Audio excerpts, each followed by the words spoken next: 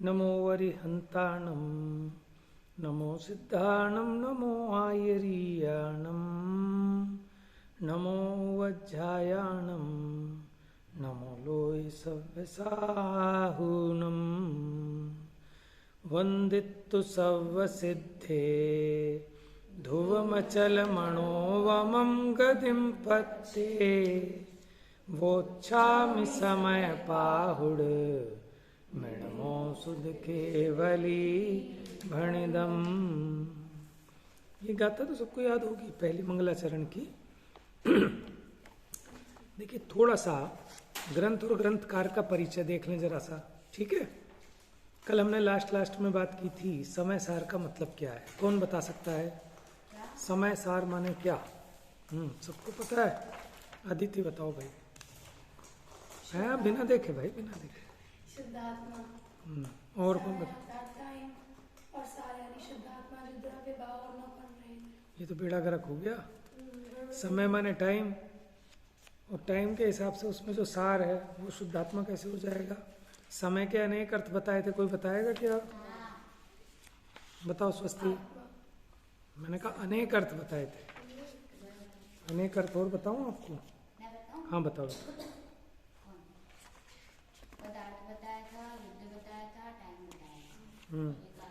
और बताऊं आपको? बहुत सारे अर्थ हैं। अब अच्छा रहेगा ना, ग्रंथ है अपने पास तो हम थोड़ा स्पीड से भी चल पाएंगे।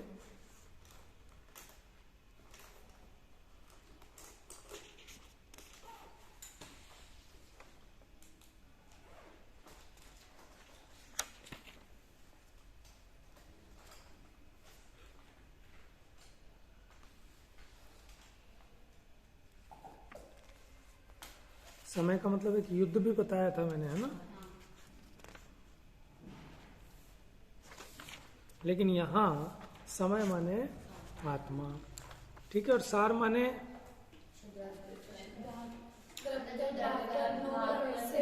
जो द्रव्य कर्म भाव कर्म नो कर्म से रहित है उसको सार संज्ञा प्राप्त है। यानी ऐसा आत्मा जो द्रव्य कर्म भाव कर्म नो कर्म से रहित है वो कहलाएगा समय सार, यानी शुद्ध आत्मा। तो प्रगट शुद्ध आत्मा कौन है?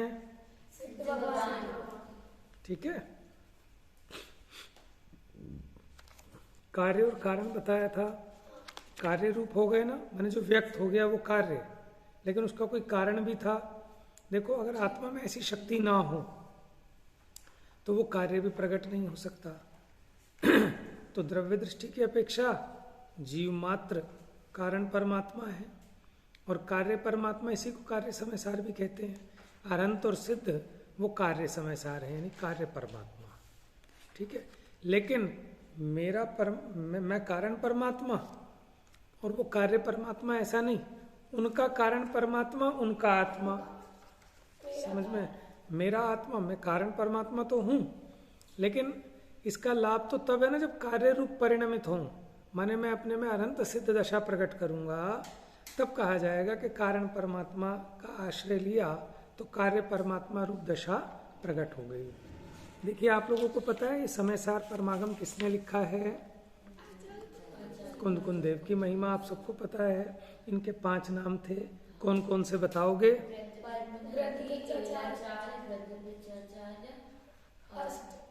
गर्दन टेढ़ी हो गई थी लिखते लिखते। वक्र ग्रीवाचार्य।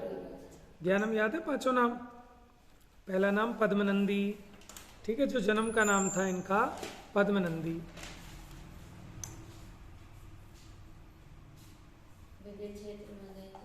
ठीक है, जब ये विदेश क्षेत्र में गए थे तो इलायची के जितने दिखते थे छोटे से, उन सबके सामने उनकी अवगाहना बड़ी थी। तब इनका नाम पड़ गया एलाचार्य। क्या नाम पड़ गया? एला मैंने होता है इलायची, एलाचार्य। जब ये विदेश क्षेत्र जा रहे थे इनकी पीछी गिर गई थी, फिर मोर के माने वो गिद्ध के पंखों से इन्होंने पीछी अपनी काम चलाने के लिए बनाई, तब नाम पड़ा गृद्ध पिच्छाचार्य। क्या नाम पड़ा? ये तो आप सबको पता ही होगा। फिर शास्त्र लिखते रहने से इनकी गर्दन टेढ़ी हो गई थी तो इनका नाम पड़ा वक्र। वक्र माने टेढ़ी, ग्रीवा माने गर्दन, वक्र ग्रीवाचार्य। और कौंडकुंद नगर में जन्मे थे, उस पर से इनका नाम पड़ गया कुंद कुंद। ठीक है, ऐसे 5 नाम हैं। इन्होंने कितने 84 पहाड़ों की रचना की है ना। उसमें से लगभग 27 के आसपास कहते हैं कि शायद वो कुछ रचनाएं प्राप्त हैं, जिनमें उनकी छोटी बड़ी सभी रचनाओं को मिला।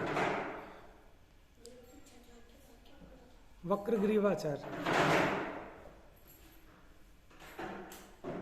वक्रग्रीवाचार्य, उसके बाद कुंद कुंद। इनके मेन इंपॉर्टेंट तो पंच परमागम है, 5 परमागम। 5 परमागम के नाम तो सबको याद है, लिखना नहीं। समय सार, नियम सार, प्रवचन सार, अष्टपौड़ और पंचास्तिकाय संग्रह। याद है बेटा 5 परमागम के नाम। और इनकी प्रसिद्धि इस बारे में भी है कि 8 दिन के लिए विदेश क्षेत्र होके आए थे, साक्षात सिमंदर भगवान के समूशरण में सुन के आए थे। उस पर से बात चलती है कि उन्होंने वहां से आके जो ज्ञान प्राप्त किया, फिर ये 5 परमागम लिखे। लेकिन इसमें थोड़ा सा सावधानी की बात है। ये जो पॉइंट है, इसमें सावधानी की बात ये है कि इससे समझ में आता है कि जो महावीर भगवान थे, उनके द्वारा जो आया हुआ ज्ञान था, उससे उसकी महिमा नहीं थी। अरे वो तो पहले भी 6ठे 7वें गुण स्थानवर्ती मुनिराज थे, वहां होके आए तब भी 6ठे 7वें गुण स्थानवर्ती महाराज थे। और ये सब ज्ञान तो उनको गुरु परंपरा से मिला था, ये सब ज्ञान। ठीक है ना। तो उसमें कोई ऐसा एकांत मत पकड़ना कि वो जो वहां गए तभी उन्हें ज्ञान प्राप्त हुआ, तभी उन्होंने शास्त्र रचे। वो महिमा दिखाने के लिए हम कहते हैं, हम लाए हैं विदेह से तत्वों के ज्ञान को, जिन वाणी को रखना अरे भव्यो संभाल के। ठीक है।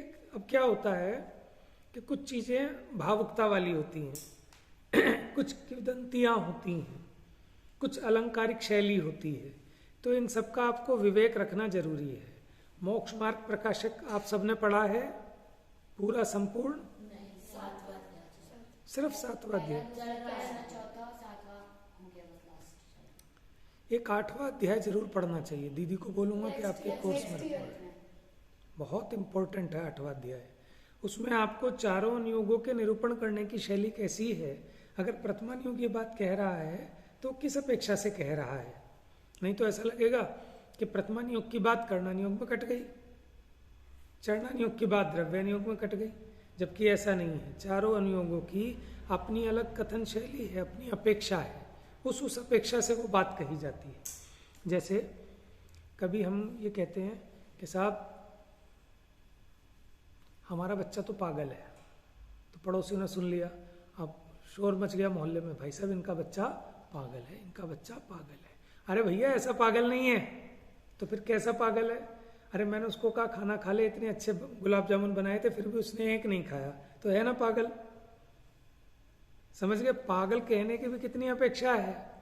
अब कोई उसको समझ बैठे कि नहीं है तो पागल है, पागल खाने भेजो इसको, ऐसा पागल नहीं है। कभी हम बच्चे को कहते बेटा अभी तो छोटा है, पापा अजीब बात कर रहे हो, अभी कह रहे हो छोटा है। कभी कहते हो इतना बड़ा हो गया, कब अकल आएगी, बैल हो गया। तो आज बता दो कि मैं बड़ा हूं कि छोटा हूं। कि बेटा अलग अलग कामों की अलग अलग अपेक्षा है। किसी काम की अपेक्षा आप छोटे हो, किसी काम की अपेक्षा बड़े हो गए। अब छोटा बच्चा है, उसे टॉयलेट जाना है, तो कहे मम्मी मुझे टॉयलेट जाना है, तो कहेंगे बेटा अब आप बड़े हो गए, अब आप क्या पूछ रहे हो, क्या बता रहे हो? अच्छा मैं बड़ा हो गया, ठीक है। अब वो कहे पापा का स्कूटर लेके मैं जाऊंगा ऑफिस। अरे बेटा अभी आप छोटे हो, रहने दो। समझ गए? हर एक बात की अपनी कोई ना कोई अपेक्षा होती है। अपेक्षावाद को ही स्यादवाद कहते हैं। ठीक है। किसी अपेक्षा से कथन करना, उसी को कहते हैं स्यात। स्यात माने किसी अपेक्षा, कथनचित। वाद माने कहना। ठीक है। और क्या बता रहा था मैं आपको? 5 परमागम हो गए। ये बात कह रहा था। तो सर्वथा एकांत ऐसा मत समझना कि कुंदकुंदाचार्य को इसका मतलब यहाँ कोई ज्ञान ही नहीं था, वो वहीं से लेके आए समूसरण से, कि भैया यहाँ भी उन्हें आगम परंपरा से, गुरु परंपरा से सारा ज्ञान प्राप्त था, ये सब। ठीक है ना। तो वो तो हम जीवों को भावुकता के लिए, उनके भावों को बढ़ाने के लिए ऐसी बात कहते हैं कि साक्षात सिमंदर परमात्मा। यानी इसका मतलब तो फिर ये हो गया कि बाकी जो आचार्य हैं वो फीके पड़ गए, फिर उनकी बात में वो दम नहीं होगा। कि जो कुंद कुंद, ऐसा नहीं है। सारे ही मुनिराज आगम परंपरा से जो बात को लाए हैं वो प्रामाणिक है। सीमंतर भगवान कोई अलग बात नहीं कहेंगे महावीर भगवान से। जितने अनंत तीर्थंकर हुए सभी ने वस्तु का स्वरूप एक जैसा ही बताया है, ठीक है। तो कई बार हम ज्यादा महिमा मंडन करने के चक्कर में बाकी जो अन्य तीर्थंकर हैं उनकी अवमानना, है ना, उपेक्षा भी नहीं होनी चाहिए। तो ये भी विवेक अपने को होना चाहिए, ठीक है। अब अगर ऐसा था कि सीमंदर परमात्मा से ही सुन के आए, उन्हीं का था, फिर भी उन्होंने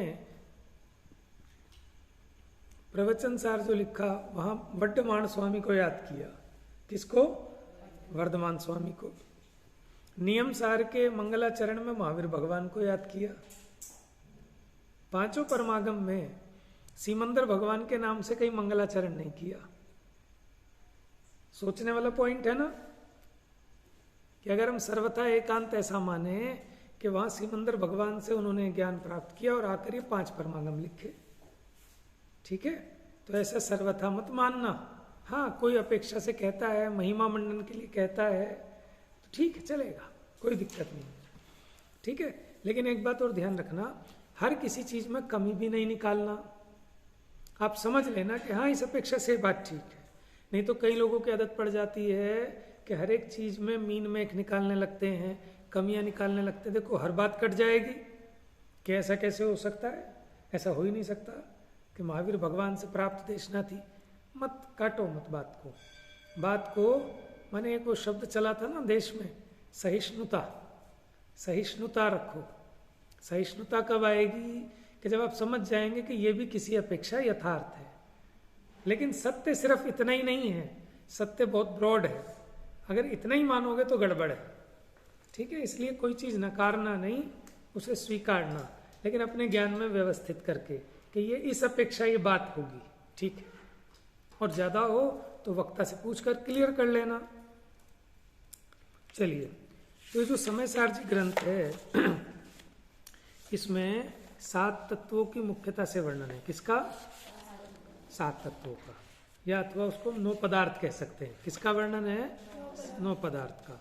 लेकिन यह भेद विज्ञान की मुख्यता से वर्णन है। तत्वार्थ सूत्र में भी 7 तत्वों का वर्णन है, लेकिन वो कहलाता है आगम ग्रंथ और ये कहलाता है अध्यात्म ग्रंथ। अंतर क्या है? आगम में उसके भेद प्रभेद आदि ज्यादा बताने पे जोर होता है। जैसे आश्रव का निरूपण करेंगे तत्वार्थ सूत्र में, तो वहाँ आश्रव के 57 भेद गिनाएंगे, उनके भेद प्रभेद बताएंगे। लेकिन यहाँ आपको 57 भेद नहीं बताएंगे, यहाँ तो भेद ज्ञान बताएंगे। यहाँ क्या कहेंगे? आश्रव दुख कार घनेरे बुद्धिवंत तिन्हे निर्वेरे। कि जो आश्रव हैं दुख रूप हैं, ये मेरा स्वरूप नहीं है, अशुचि हैं, अपवित्र हैं, विपरीत हैं, दुख रूप हैं, दुख के कारण हैं। माने आप स्टाइल समझना, यहाँ स्टाइल भेद ज्ञान की मुख्यता से है, ठीक है। जैसे अपने जीव को पढ़ा वहां, तो आपने पढ़ा संसारिणों मुक्ताश्च है, फिर त्रस स्थावर पृथ्वी तेज वायु, वो आप यहाँ नहीं पढ़ेंगे जीव अधिकार में। यहाँ आप जीव के स्वरूप का निरूपण इस प्रकार किया जाएगा कि वो देह से भिन्न है, राग आदिक से भिन्न है, परद्रव्यों से भिन्न है, सही है। तो आप थोड़ी सी स्टाइल समझना इसकी अध्यात्म की। और देखो जो उसके अधिकार हैं, वो अधिकारों के नाम, इसमें 9 अधिकार हैं। अब देखो अधिकारों में भी एक 13वें नंबर की गाथा आएगी। तो 13वें नंबर की गाथा इस प्रकार लिखी है कि उसी के आधार पर ये पूरे के पूरे अधिकारों का विक्रम है। देखो सबसे पहला जो हमारा अधिकार है, इसको हम कहते हैं पूर्व रंग अधिकार। लिखना चाहे आप लिख सकते हैं जल्दी जल्दी। पहले अधिकार का नाम है पूर्व रंग। पूर्व रंग किसको कहते हैं? प्रीफेस होता है एक तरह से, इंट्रोडक्शन। यद्यपि देखा जाए तो पूर्व रंग में ही पूरे ग्रंथ का विषय आ जाता है। पूर्व रंग में क्या होता है कि पूरे ग्रंथ में क्या विषय वस्तु है, हम क्या बताएंगे, वो आ जाती है। तो संक्षेप रुचि वाले की अपेक्षा अगर देखें तो सिर्फ 12 गाथाओं में संक्षेप रुचि वाले के लिए सारा विषय आ गया। समझ रहे? नहीं आता। हाँ, 12 गाथा पर। क्योंकि उसमें नयों का भी स्वरूप बताया आगे गाथाओं में।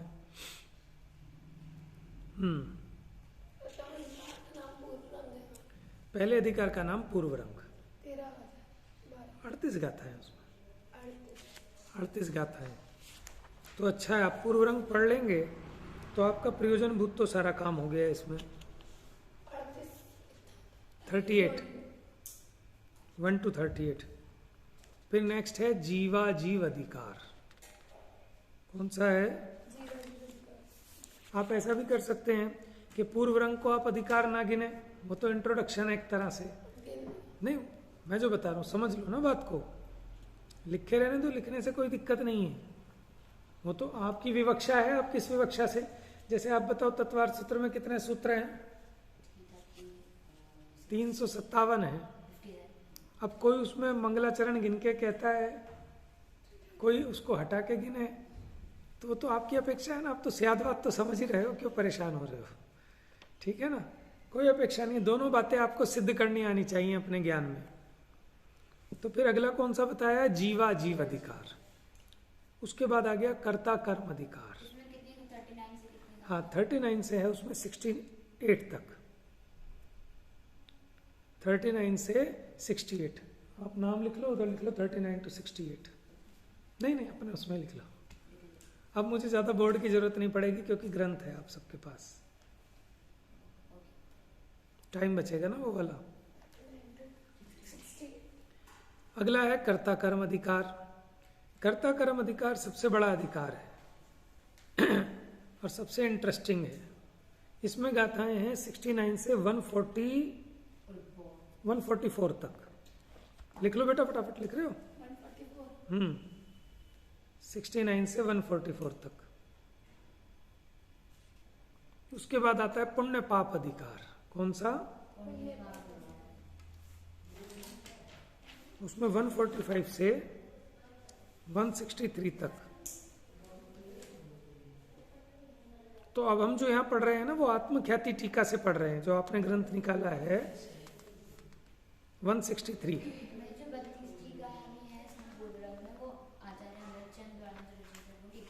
हाँ, मैंने पूरा ग्रंथ ही आचार्य अमृतचंद्र की टीका वाला ले लिया। अब हमने इसको कहते हैं आत्मख्याति टीका। क्या है? अभी आपको जब पढ़ेंगे तो बताऊंगा कौन सी चीज किसने कहा कैसे लिखी है इसमें, कि कुंद आचार्य का क्या है, अमृतचंद्राचार्य का क्या है। इसमें ना ऐसा कंफ्यूजन सा है कि पहले 11वें नंबर की स्टार्टिंग की लाइन दी थी, फिर 13वें नंबर की लाइन दे दी, ऐसा कुछ है आगे। अच्छा, अभी देखते हैं। लिख लिया जी आपने? तो अभी हमने क्या पढ़ा? पहले पूर्वरंग अधिकार, जीवा जीव अधिकार, कर्ता कर्म अधिकार और पुण्य पाप अधिकार। यद्यपि पूर्व रंग अपने आप में प्रीफेस होता है, इंट्रोडक्शन होता है, लेकिन फिर भी उसमें 38 गाथाएं हैं।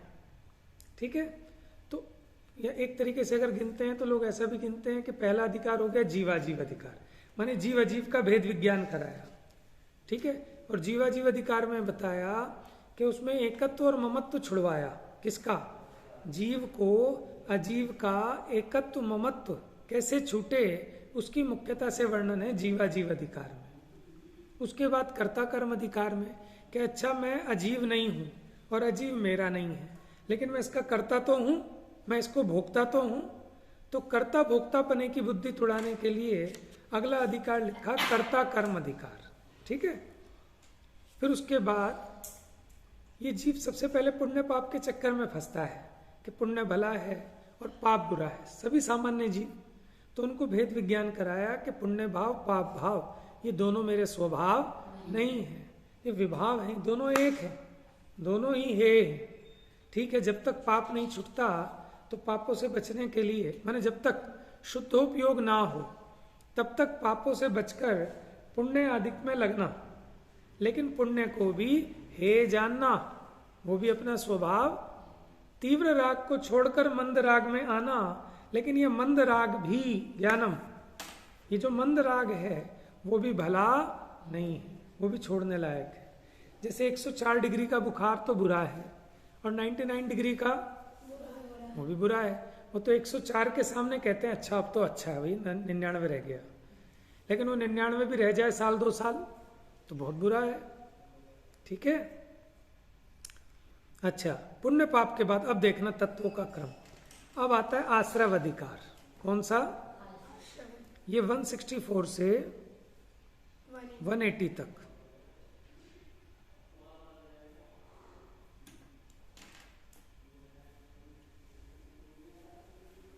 अब आश्रव का विरोधी क्या है?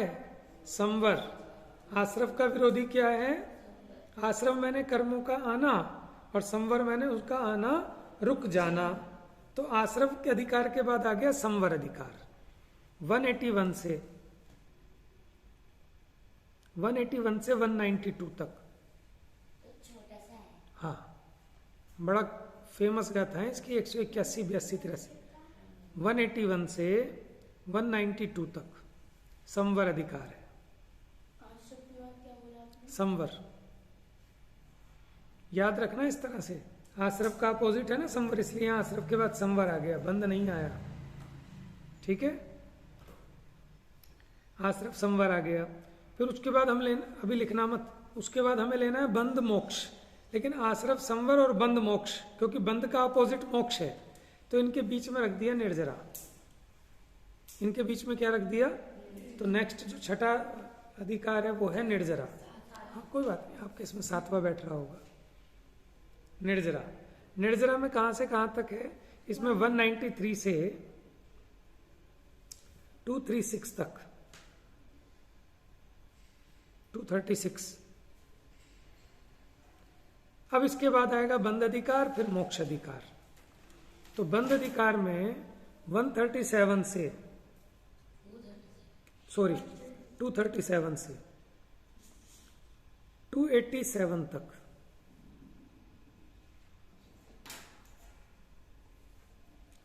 फिर आ जाएगा मोक्ष अधिकार। मोक्ष अधिकार में 288 से 307 तक। 288 से 307 तक। फिर अंतिम अधिकार है सर्व विशुद्ध ज्ञान अधिकार। क्या नाम है? सर्व विशुद्ध ज्ञान अधिकार।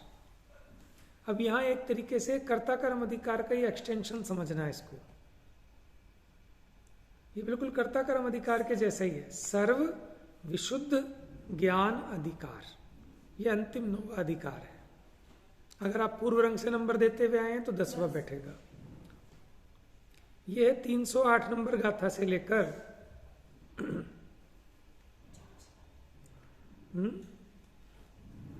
415 गाथाओं तक, 308 से लेकर 415 गाथाओं तक। इस प्रकार इसमें 9 अधिकार कहे जाते हैं जब हम पूर्व रंग को एक अधिकार में काउंट नहीं करते तो।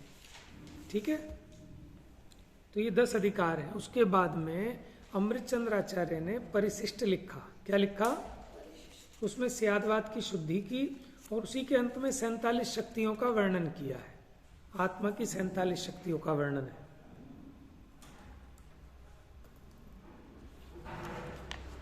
चलिए अब खोल लीजिए आप अपना ग्रंथ। देखो, कलश हम थोड़े से लेंगे जो इंपॉर्टेंट है। शुरू के 3-4 कलश लेंगे जरूर, ठीक है, फिर उसके आगे गाथा गाथा ही चलेंगे। कलश क्या होता है? अब आप ग्रंथ खोल लीजिए अपने सामने। पेज नंबर 1 है। बताता हूं, इसमें सब बताऊंगा ना। देखिए अब आप सबसे ऊपर आपका ये लिखा है पूर्व रंग, ये अधिकार का नाम है। श्री अमृत चंद्र सूरी कृता। सूरी कौन होते हैं? सूरी कौन होते हैं? सूरी नहीं पता? आचार्य को सूरी कहते हैं, पाठक को उपाध्याय। ठीक है, सूरी माने आचार्य। तो अमृत चंद्र आचार्य कृत आत्मख्याति व्याख्या समुपेतः। आत्मख्याति व्याख्या यानी उसकी टीका सहित है ये। देखिए एक लाइन डली हुई है। एक लाइन के ऊपर ये जो लिखा है, नमा समय साराय स्वानुभूत्या चकासते चित स्वभावाय भावाय सर्व भावांतरक्षते। ये है आपका कलश। क्या है? इनको बोलते कलश। अमृत चंद्राचार्य ने जो श्लोक लिखे हैं अपनी आत्मख्याति टीका में, हम उनको क्या कहते हैं? कलश कहते हैं। क्या कहते हैं? कलश कहते हैं। इन कलशों की संख्या कितनी है? 250 के आस दो कितने भाई कलश इन्होंने याद किए थे पूरे? 37 नहीं, ज्यादा है थोड़े से। हाँ 80 नहीं, ऐसा नहीं है। 278 278 कलश है। हाँ, लेकिन अब रिवाइज नहीं करते तो भूल जाते हैं, पूरे याद किए थे। 278 ये तो विद्या है, इसको दोहराओगे तो याद रहेगी, लेकिन एक बार कर लिए ना तो हमें तो बहुत बड़ी एक वो लगी कि भाई बहुत बड़ा काम कर लिया है। ज्ञप्ति से तो फिर भी उम्मीद थी, तो हमें लगता था भोंदू है, लेकिन ये उससे तेज है।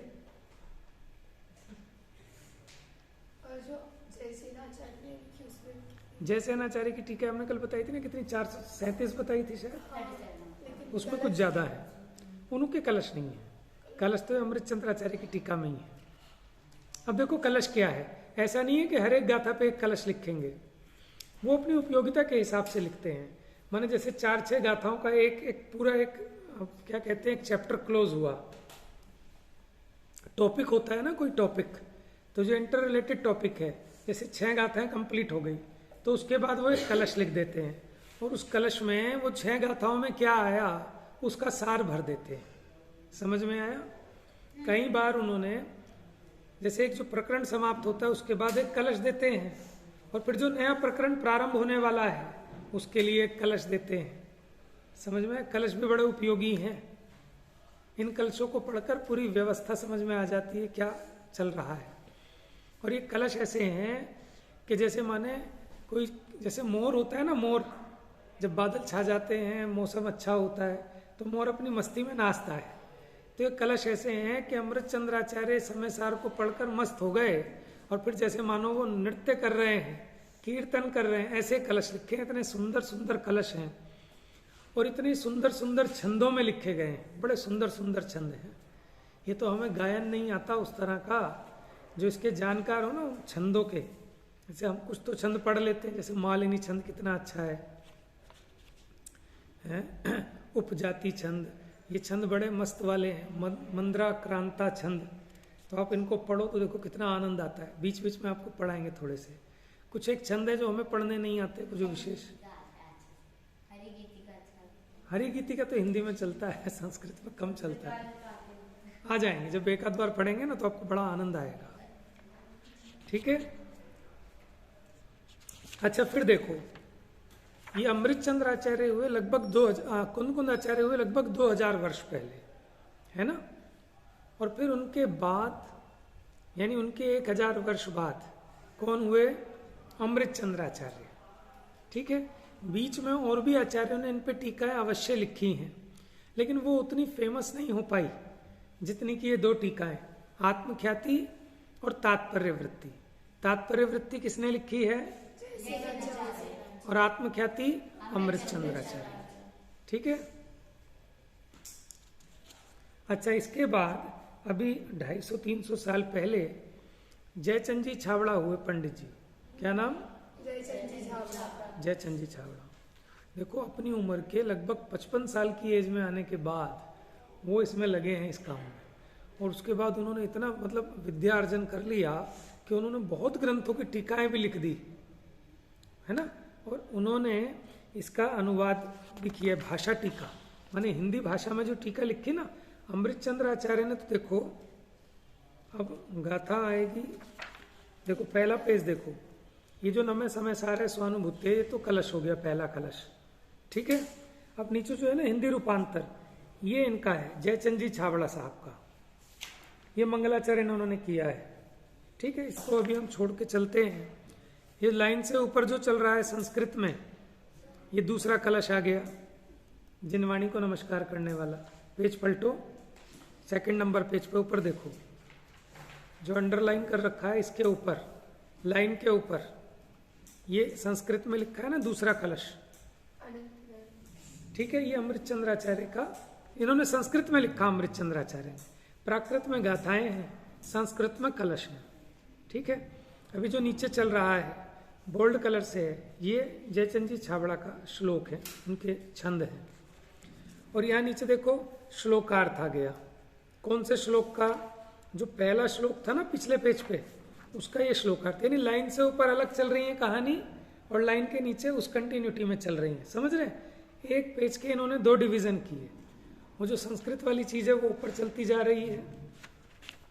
उसके बाद नेक्स्ट पेज पे आएंगे आप, तो देखो लाइन के ऊपर वो तीसरा कलश चल रहा है, जो कि उससे नेक्स्ट पेज पे जाके कंप्लीट होता है।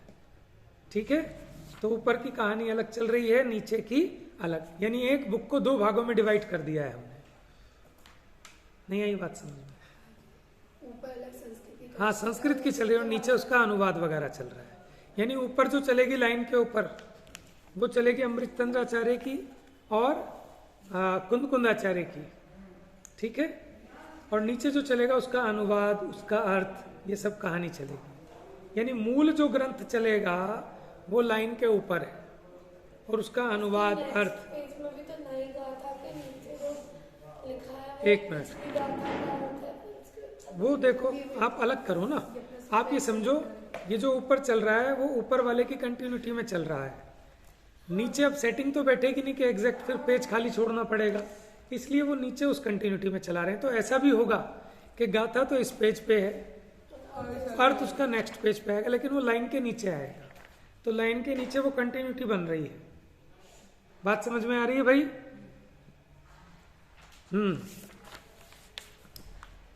समय तो हो गया है, तो कोई बात नहीं, अभी पहला कलश प्रारंभ करते हैं। अब कुछ चीजें छोड़ते भी चलेंगे। पहला कलश है अनुष्टुप छंद, बहुत आसान छंद है। इसी में श्लोक लिखे जाते हैं ज्यादातर। जैसे मोक्ष मार्ग से नेतारम, वो भी अनुष्टुप है और ये भी अनुष्टुप है। तो पढ़ेंगे एक बार आप, कुछ कुछ इंपॉर्टेंट कलश तो याद रखना, ज्यादा को मैं नहीं कहूंगा।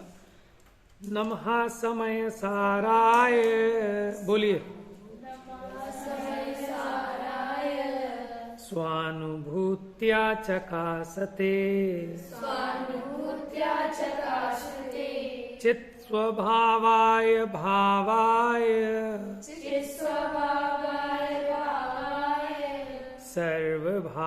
सर्वभावांतरक्षिदे। देखिए अब इसका अर्थ समझिए। नमः समय साराय, मैं समय सार के लिए नमस्कार करता हूं। तो कौन से समय सार के लिए? देखो ये भी समय सार है, ये जो ग्रंथ है ये भी समय सार है। और जो शुद्ध हो गए ऐसे अनंत और सिद्ध, वो भी समय सार है। ज्ञानम ध्यान से सीधा, ये ग्रंथ भी समय सार है। और जो शुद्ध हो गए ऐसे शुद्धात्मा अनंत और सिद्ध, वो भी समय सार है। और ये जो शुद्धात्मा है जिसमें अनंत सिद्ध होने की शक्ति है, ये भी समय सार है। तो कौन से समय सार को नमस्कार करें? यहाँ अनेक अर्थ हो सकते हैं, आप विवक्षाओं से अनेक अर्थ कर सकते हो। ठीक है, लेकिन ग्रंथ के प्रारंभ में जो मंगलाचरण होता है उसमें किसका स्मरण किया जाता है? इष्ट देव का। और कैसे इष्ट देव? जो बनने हैं या बन चुके हैं? बन चुके हैं। क्योंकि अगर बनने वाले को करें तो फिर तो निगोदिया को भी नमस्कार होगा, क्योंकि वो भी शुद्ध आत्मा है। बात समझ रहे हो आप? माने वो भी तो कल को सिद्ध बन जाएगा। फिर तो सारे के सारे जीव भावी सिद्ध हैं, लेकिन अभी तो भावी की बात बाद में होगी। पहले जो वर्तमान में है, जो प्रगट है, पहले उसकी महिमा होगी। क्योंकि प्रगट के द्वारा अप्रगट को बताया जाता है, प्रत्यक्ष के द्वारा परोक्ष को बताया जाता है, व्यक्त से अव्यक्त की ओर जाते हैं। ठीक है, तो नमः समय साराय स्वानुभूत्या चकासते। अब उसके विशेषण बताएंगे कि वो समय सार कैसा है। देखिए नीचे आइए, नीचे में नेक्स्ट पेज पे आना पड़ेगा। श्लोकार्थ तो नेक्स्ट पेज पे है, पेज नंबर 2 पर। नीचे के हिसाब से आप पढ़ते चलो ना, कहाँ मिलेगा आपको? नेक्स्ट पेज पे, पेज नंबर 2 पर देखिए। नमः समय साराय, इसका अर्थ किया समय। पहले तो समय समझा रहे हैं, दिख रहा है आपको? मिल गया? नींद आ रही है? क्या हो गया?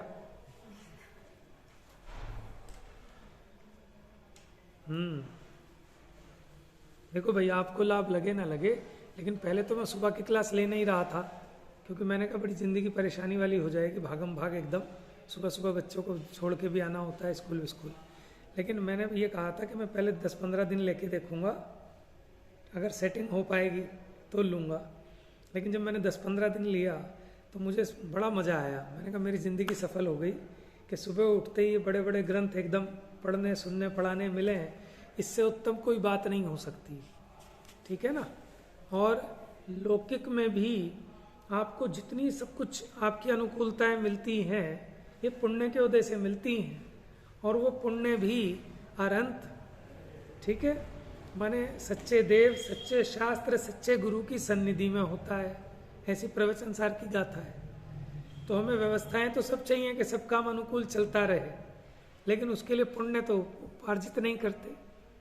और यहाँ तो अब अगर आप धर्म समझते हैं तो ये पुण्य तो भूसे की तरह है। जैसे किसान गेहूं बोता है, भूसे के लिए नहीं, गेहूं के लिए, और भूसा तो फ्री में मिलता है क्योंकि भूसा भी बिकता है।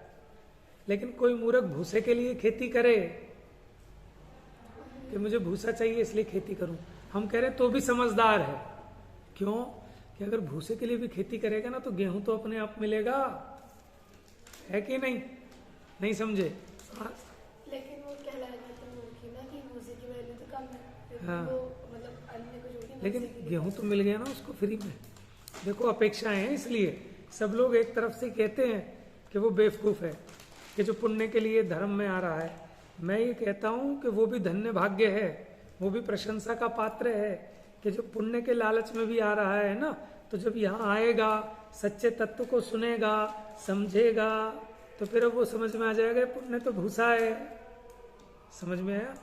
जैसे कोई भी अगर धर्म में लगता है तो किसी न किसी लोभ से ही लगता है कि मुझे गिफ्ट मिलेगा, या मेरे लिए क्लैपिंग बजेंगी, या सब मुझको अच्छा कहेंगे, या मेरे को पुण्य लगेगा, ठीक है, या मेरी दुकान बढ़िया चलेगी, या मेरे शरीर में रोग नहीं होगा। इन्हीं के लालच में लगता है ना। कोई दिक्कत नहीं है, कोई परेशानी नहीं, लग जा। अब जब वो लगता है, सुनता है, पढ़ता है, समझता है, तब उसको खुद समझ में आने लगता है, अरे मैं तो पागल था, इन चीज़ों में तो कोई दम नहीं है। आपने ऐसी कथाएं पढ़ी होंगी पुराणों में कि एक गरीब आदमी था, फटेहाल भिखारी। उसने देखा, अरे ये नंगा जा रहे तो मेरे से भी ज़्यादा गरीब आदमी है, मेरे पास तो फिर भी फटे हुए कपड़े हैं। भाई साहब आंखें खोल लो, आंखों पे से हाथ हटाओ, नीचे हाथ रखो। तो उसने क्या कहा कि ये तो मेरे से भी ज्यादा बेचारा गरीब है, मेरे पे तो फटे हुए कपड़े तो हैं, इस पे तो फटे हुए कपड़े भी नहीं है, तो पूरा नंगा है। मेरे पास एक कटोरा तो है, इसके पास तो कटोरा भी नहीं है। तो उसको देख रहा था ध्यान से। इतने में क्या हुआ कि बड़े बड़े सेठ, ठीक है, हे महाराज नमोस्तु नमोस्तु नमोस्तु, अत्रो अत्रो अत्रो, तिष्ठो तिष्ठो तिष्ठो, आहार जल शुद्ध है। वो देख के हैरान कि इतने बड़े बड़े नगर सेठ उनके लिए नमस्कार कर रहे हैं, उनको बुला रहे हैं अपने घर में। वो उनके पीछे पीछे था, तो उनका आहार हुआ। उन्होंने सोचा ये भी बेचारा इनके साथ होगा, उसको भी बढ़िया आहार कराया। और जो उसने आहार किया तो उसने कहा तो भाई बड़ा मजे की बात है कि इनका संग करने से इतना लाभ हो गया। अब वो जहाँ भी जाए उनके पीछे पीछे, जहाँ महाराज का आहार हो वहाँ उसका भी भरपेट आहार हो, उसको बढ़िया कपड़े वपड़े भी मिल जाए। उन्होंने कहा तो मज़ा आ गया कि मैं तो इन्हीं के साथ रहूँगा, इनका साथ नहीं छोड़ूंगा। अब जब वो उनके साथ साथ रहा, उनकी चर्या, उनका आचरण, उनका उपदेश सुनता रहा, अब ये सुन सुन के वो भी ज्ञानी हो गया। ज्ञानी हो गया कौन? वो फटे कपड़े वाला। अब इनसे सुन लेना बाद में। हाँ, तो वो जो भिखारी था वो भी सुनते सुनते साथ में रहते रहते ज्ञानी हो गया। और जब उसे ज्ञान हुआ, उसने कहा कि भैया इसमें तो कोई दम नहीं है रोटी वोटी में। माने वो असली आनंद तो आत्मा का आनंद है, अतीन्द्रिय आनंद है, निराकुलता का सुख है। तो उसकी ये सब चीजें छूट गई और उसने भी मुनि दीक्षा धारण कर ली। ऐसी बहुत कथाएं हैं। तो इसलिए हमें कभी इस बात को ऐसा गलत नकारना भी नहीं चाहिए कि अगर कोई भूसे के लिए भी खेती कर रहा है ना। आपने एक कथा सुनी होगी बचपन में कि उसके पिताजी ने कहा कि इस खेत में सोना दबा हुआ है। तो उन्होंने खूब खुदाई की, खूब खुदाई की सोने के लिए, लेकिन नुकसान हुआ कि फायदा हुआ? फायदा हुआ। क्यों? कि इतनी बढ़िया, अरे तुमने इतनी खुदाई तो कर ही ली है, अब इसमें बीज ही बो दो। तो बीज डाल दिए, अब जब बीज डाल दिए इतनी बढ़िया फसल हुई और इतना पैसा आया कि हो गया सोना सोना। समझ में आया? तो भले ही प्रारंभ में ये जीव किसी ना किसी लोभ में लगता है, लेकिन लगे तो अच्छी जगह लगेगा, उसको समझ में आएगा, तो फिर उसका वो लोभ अपने आप छूट जाएगा। हम भी जब लगे शुरू में, ठीक है ना, तो कोई प्रश्न मंच हुआ, हमने जवाब दे दिया, तालियां बजी, इनाम मिला, हम भी खुश हो गए। अगले दिन भी आए, फिर इनाम जीत के ले गए, तो जितने अपने साथी थे सबका वही वाह भाई वाह भाई वाह, तो हम खुश हो गए।